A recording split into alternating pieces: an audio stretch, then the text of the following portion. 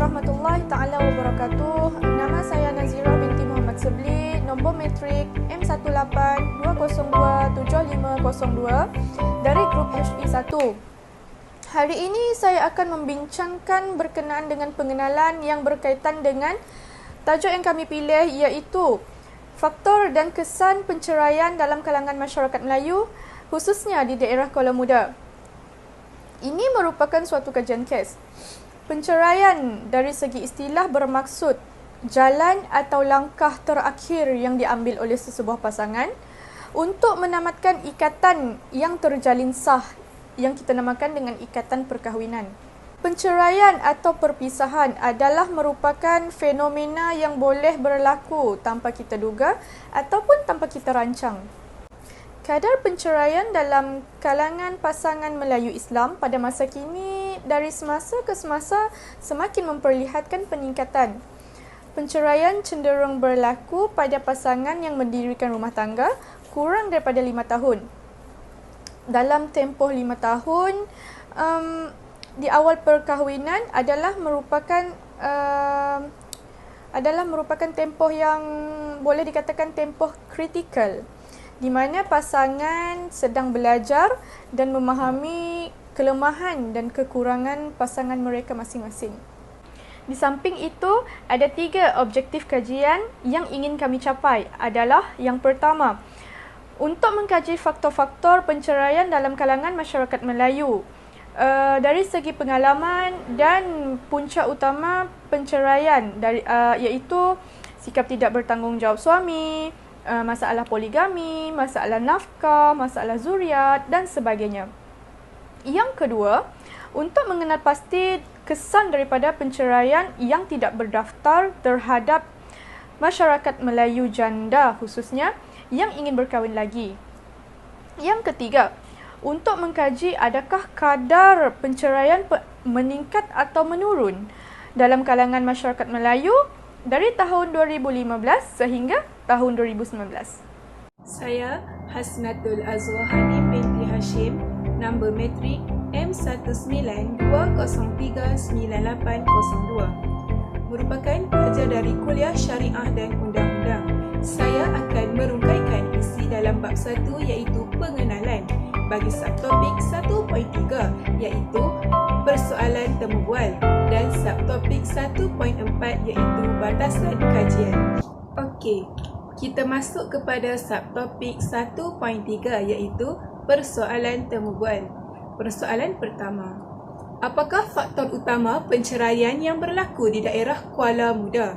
Persoalan yang kedua, adakah pasangan yang hendak bercerai akan diberi motivasi atau jalan penyelesaian sebelum berlakunya penceraian?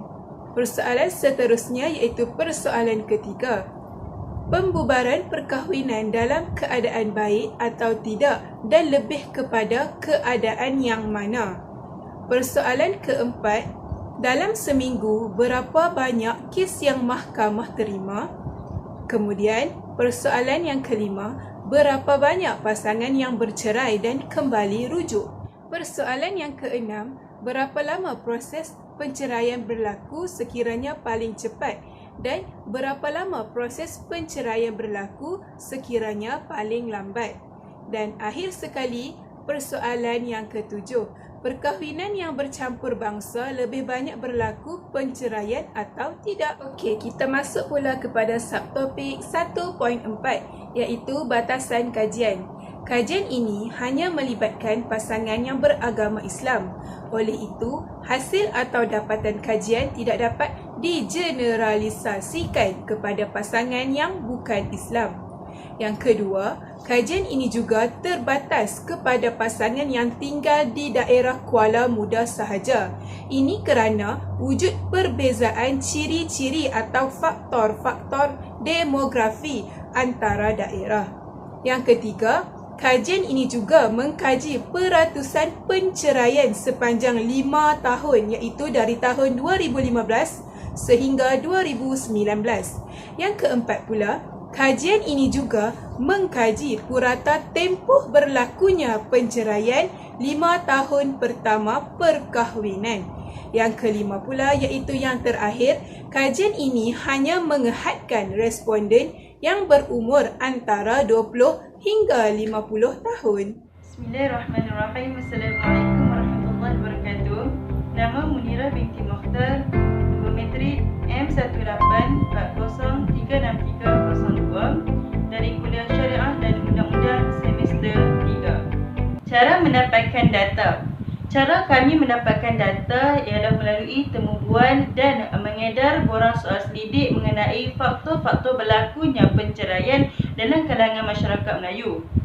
Borang soal selidik diedar melalui Google Form yang melibatkan antara umur 20 tahun sehingga 50 tahun sahaja.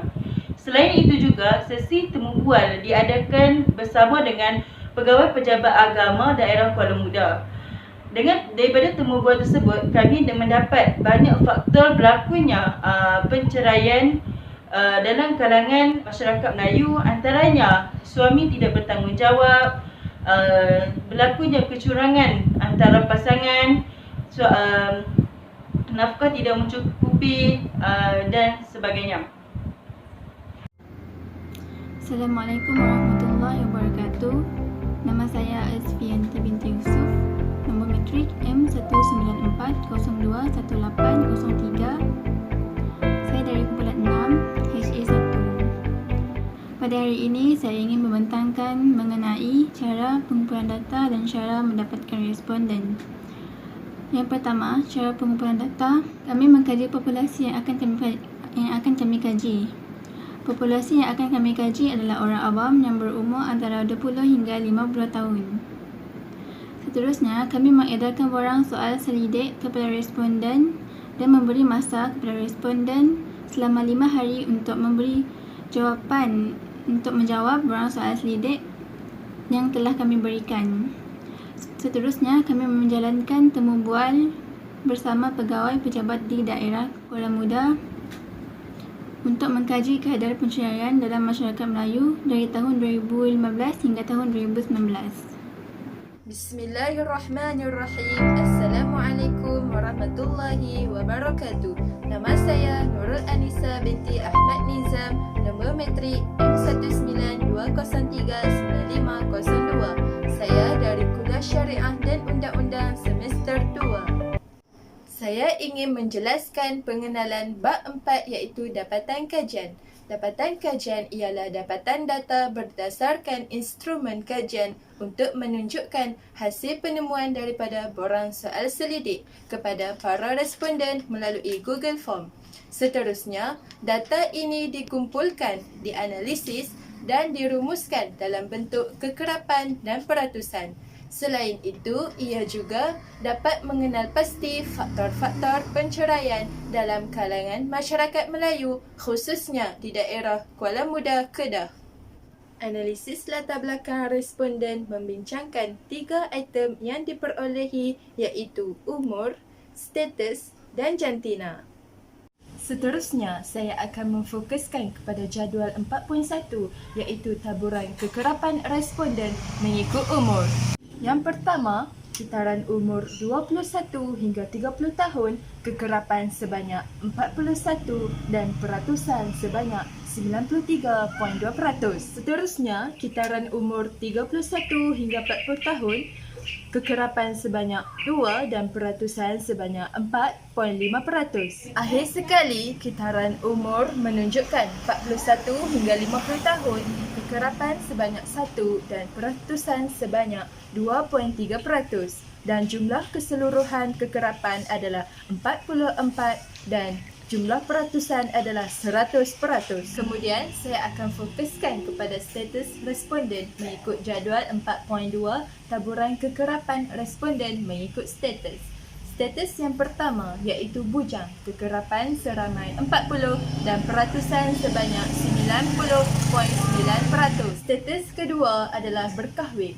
Kekerapan menunjukkan sebanyak 4 dan peratusan menunjukkan sebanyak 9.1%. Jumlah keseluruhan kekerapan adalah 44 dan peratusan sebanyak 100%. Akhir sekali, jantina responden. Jadual 4.3 adalah taburan responden mengikut jantina. Jantina yang pertama adalah lelaki, kekerapan menunjukkan sebanyak 10 dan peratusan menunjukkan sebanyak 22.7%. Yang kedua, jantina perempuan, kekerapan menunjukkan 34 dan peratusan sebanyak 77.3%. Jumlah keseluruhan adalah 44 dan peratusan sebanyak 100%. Sekian, terima kasih. Bismillahirrahmanirrahim. Assalamualaikum warahmatullahi wabarakatuh. Saya Nur Atirah binti Amir Azhar, yang nombor metrik M192053602 dari kumpulan 6 HE1. Sekarang saya akan membentangkan analisis responden berdasarkan faktor-faktor penceraian yang berlaku dalam tempoh 5 tahun iaitu dari tahun 2015 hingga 2019 yang berlaku di daerah Kuala Muda, Kedah. Dalam carta pai ini menunjukkan jawapan responden mengenai penceraian yang berlaku disebabkan penggunaan media sosial. Dalam carta ini mendapati bahawa 50% responden iaitu seramai 22 orang bersetuju bahawa punca berlakunya penceraian adalah disebabkan penggunaan media sosial. Manakala sebanyak 22.7% iaitu 10 orang responden menyatakan sangat setuju dengan pernyataan tersebut. Berikutnya, responden yang memberi jawapan tidak setuju dengan pernyataan tersebut adalah 9.1% iaitu seramai 4 orang. Akhir sekali, responden yang menyatakan tidak pasti bahawa penceraian berlaku adalah disebabkan media sosial seramai 5 orang bersamaan dengan 18.2%. Seterusnya, carta 4.2 menunjukkan jawapan responden mengenai penceraian yang berlaku berpunca daripada sikap isteri yang nusyus. Dalam carta ini menunjukkan bahawa 47.7% iaitu 21 orang responden bersetuju bahawa penceraian berlaku disebabkan oleh sikap isteri yang nusyus. Manakala sebanyak 20.5% iaitu 9 orang responden tidak bersetuju dengan pernyataan tersebut. Namun begitu, sebanyak 27.3% iaitu 12 orang responden tidak pasti dengan pendapat tersebut. Hanya 2.35% sahaja iaitu seorang responden memberi jawapan tidak setuju. Begitu juga responden yang menyatakan jawapan sangat setuju bahawa jawapan sangat setuju. Hasil dapatan tersebut didapati kebanyakan responden bersetuju bahawa penceraian berlaku disebabkan oleh sikap isteri yang nusyus. Seterusnya, taburan responden mengenai suami atau isteri meminta cerai disebabkan suami atau isteri tidak menjalankan tanggungjawab zahir atau batin setelah beberapa tahun berkahwin. Dalam carta 4.3 menunjukkan 52.3% iaitu seramai 23 orang responden bersetuju bahawa penceraian berlaku disebabkan suami atau isteri tidak menjalankan tanggungjawab zahir maupun batin setelah beberapa tahun berkahwin. Manakala sebanyak 22.7% iaitu 10 orang responden tidak pasti dengan pendapat tersebut. Namun begitu, sebanyak 18.2% iaitu 18 orang responden sangat bersetuju bahawa penceraian berlaku disebabkan tidak menjalankan tanggungjawab zahir maupun batin. Hanya 6.8% iaitu 3 orang responden memberi jawapan tidak setuju. Hasil dapatan ini mendapati kebanyakan responden bersetuju bahawa penceraian yang berlaku disebabkan suami atau isteri tidak menjalankan tanggungjawab zahir atau batin setelah beberapa tahun berkahwin. Saya akan mengupas analisis responden mengikut penceraian berlaku berpunca daripada isteri tidak mampu memberi zuriat. Saya akan meletakkan satu carta taburan responden mengikut sebab penceraian ini berlaku di sebelah sini. Dalam carta di sebelah menunjukkan bahawa 38.6% iaitu 17 orang responden bersetuju bahawa penceraian berlaku disebabkan isteri tidak mampu memberi zuriat. Manakala sebanyak 29.5% iaitu 13 orang responden tidak pasti. Namun begitu, sebanyak 25% iaitu 11 orang responden juga tidak setuju dengan pandangan ini. Dalam pada itu, hanya 4.55% iaitu 2 orang responden memberi jawapan sangat tidak setuju dan 2.35% iaitu 1 orang responden sangat bersetuju. Hasil daripada dapatan tersebut didapati kebanyakan responden bersetuju bahawa penceraian berlaku disebabkan isteri tidak mampu memberi zuriat. Saya ingin membentangkan analisis terhadap faktor penceraian yang berlaku disebabkan suami hendak berpoligami.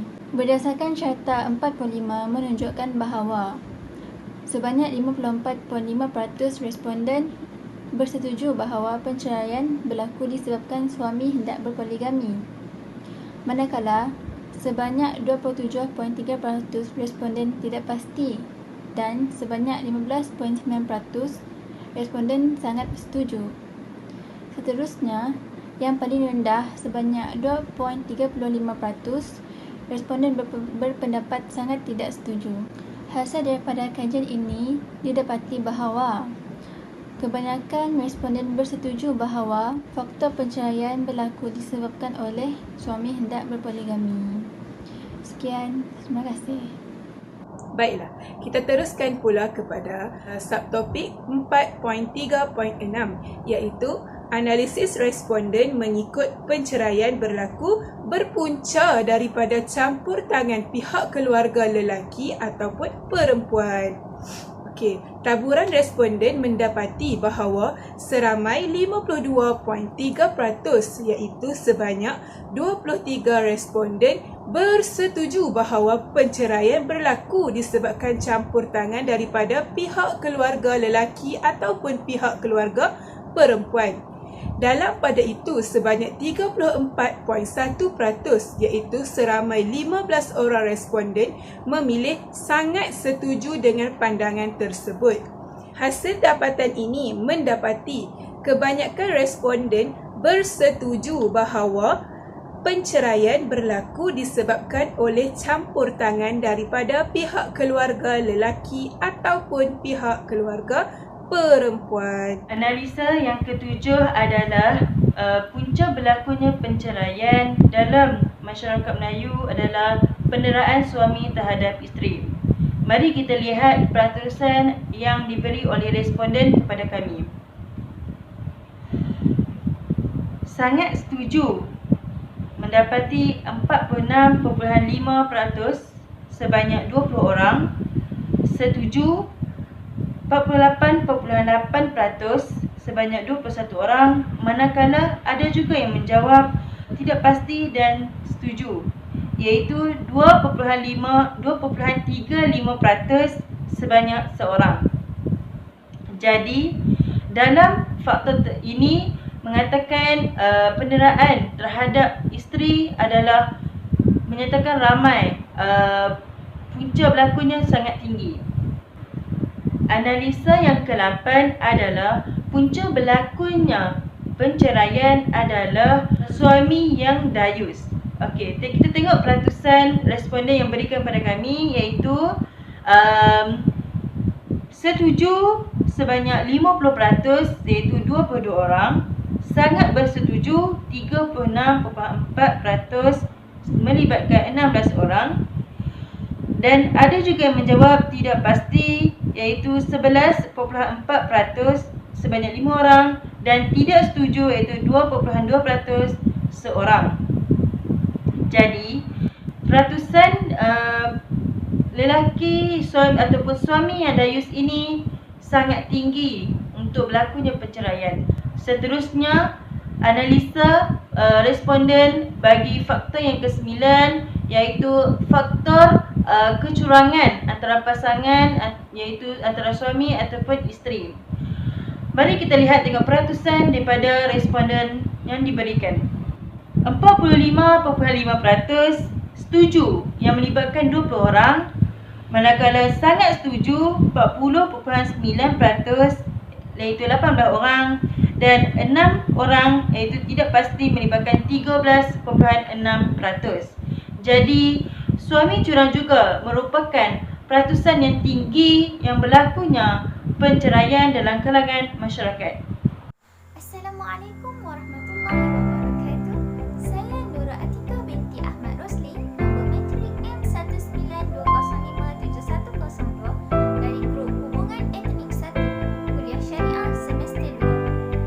Saya akan membentangkan kes penceraian yang berlaku dalam tempoh 5 tahun, iaitu dari tahun 2015 hingga 2019 di daerah Kuala Muda, Kedah. Berdasarkan Carta 4.10 menunjukkan kes penceraian berlaku disebabkan suami dan isteri tidak berkesefahaman, menunjukkan sebanyak 43.2% bersamaan 19 orang responden yang bersetuju, manakala sebanyak 15.9% bersamaan 7 orang responden yang tidak pasti. Namun begitu, hanya 2.3% bersamaan seorang responden yang sangat tidak setuju. Dalam pada itu, hanya 3.8% bersamaan 17 orang responden yang sangat setuju. Hasil dapatan kajian ini mendapati kebanyakan responden bersetuju bahawa kes penceraian yang berlaku disebabkan suami dan isteri tidak berkesefahaman. Seterusnya, berdasarkan Carta 4.11 menunjukkan kes penceraian yang berlaku disebabkan suami dan isteri berubah sikap setelah lama berkahwin, menunjukkan bahawa sebanyak 45.5% bersamaan 20 orang responden yang bersetuju, manakala sebanyak 25% bersamaan 11 orang responden yang tidak pasti. Dalam pada itu, hanya 2.3% bersamaan seorang responden yang sangat tidak setuju. Dalam pada itu, hanya 2.5% bersamaan 9 orang responden yang sangat setuju.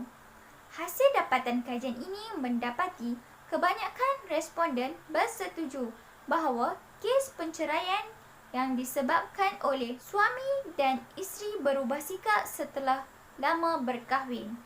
Kesimpulannya, secara keseluruhannya, kajian ini menggunakan instrumen borang soal selidik orang awam.